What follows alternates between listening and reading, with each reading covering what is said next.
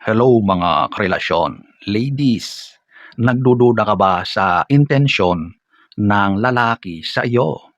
Ito yung mga pagkakataon na maraming katanungan ang bumabagabag sa iyo dahil hindi mo matumbok kung talagang meron kang future sa relasyon sa lalaki na yan. So ladies, kung nakaka-relate ka at gusto mong malaman ang mga ito, manood ka. Tulad ng lagi kong sinasabi, hindi ko nilalahat. So, diretso na tayo sa unang sign na hindi talaga yan seryoso.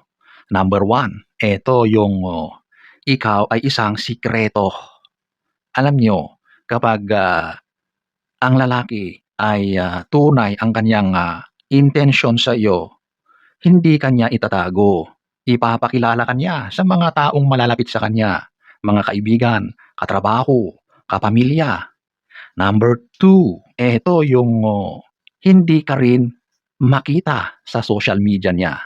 Alam niyo sa panahon ngayon, marami ang nag-flex sa kanilang mga tagumpay sa social media, gano'n din sa tagumpay sa kanilang relasyon. Pero kung ikaw ay invisible sa lahat ng platforms ng kanyang social media, ibig sabihin meron siyang itinatago.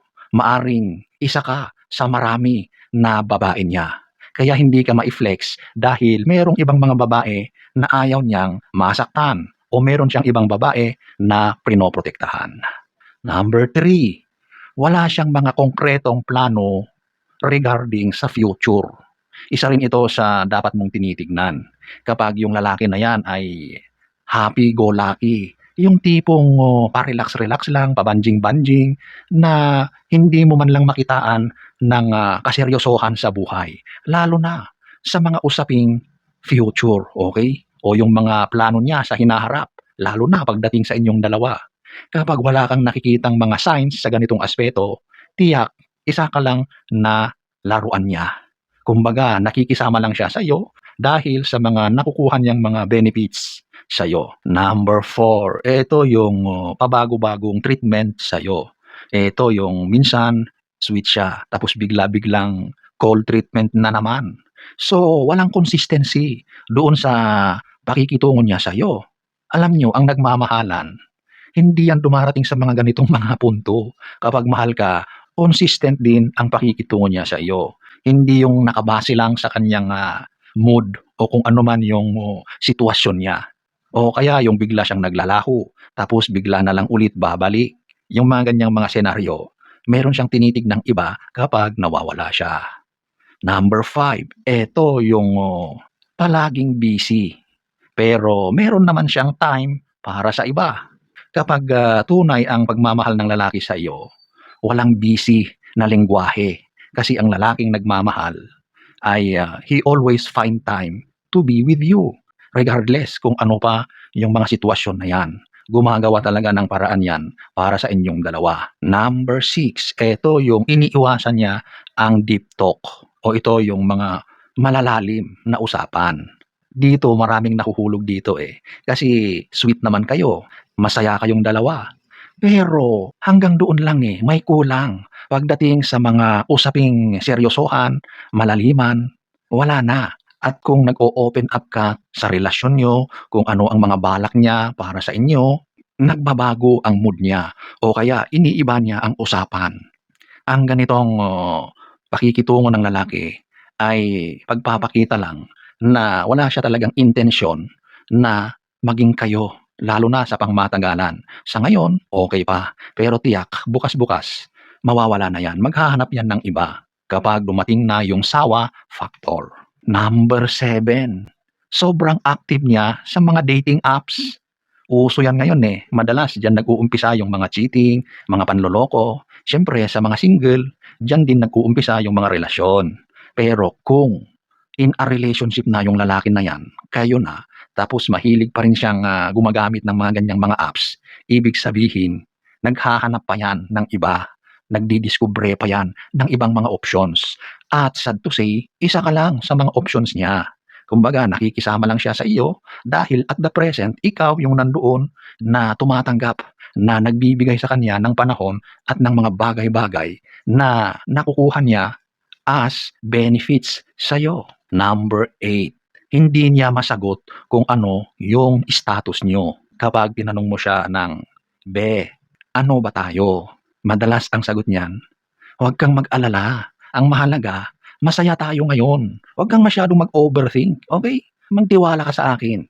Alam niyo yung mga ganyang kasagutan ay isang pagpapakita na wala siya talagang intensyon sa iyo, okay? Kaya hindi niya masagot ng diretso yung tanong mo dahil meron pa yang ibang binabalak na iba o kaya meron talaga siyang ibang babae aside from you.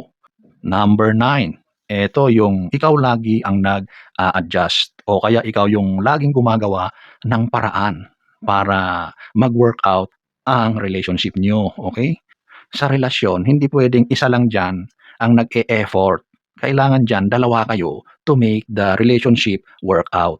Kung isa ka lang diyan, kung mag-isa ka lang diyan sa relasyon na 'yan, it is a doomed relationship.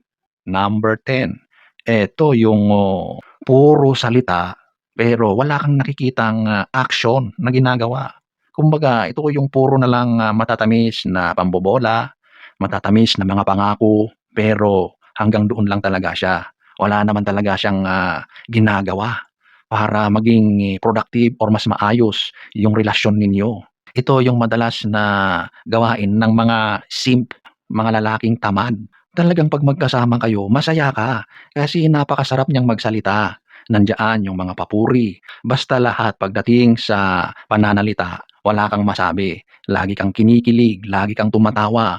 Yung pakiramdam mo na mahal ka. Pero sa totoo lang, hanggang doon lang talaga. Hanggang salita lang siya, wala siyang bitaw. Kumbaga, pagdating sa gawain ay zero talaga siya, okay? Yung ganitong tao, wala itong kaseryosohan.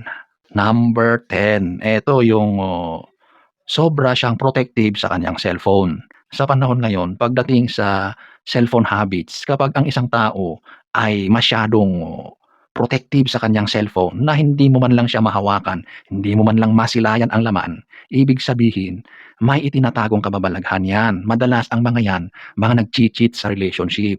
Kaya kapag yung partner mong lalaki ay ganyan ang attitude niya towards his cellphone, sa pakikitungo sa iyo, naku, huwag kang manghinayang sa lalaki na yan. Dapat sinisipa mo na yan palabas ng iyong relasyon. Kasi isang taksil, gawaing taksil ang mga ganyan. Promise. So ladies, ayan po ang ilan sa mga senyales na hindi ka talaga sineseryoso ng karelasyon mong lalaki. Kung ilan sa mga ito ang consistent mong nakikita sa lalaking kinakasama mo ngayon, huwag ka nang magsayang ng panahon, okay?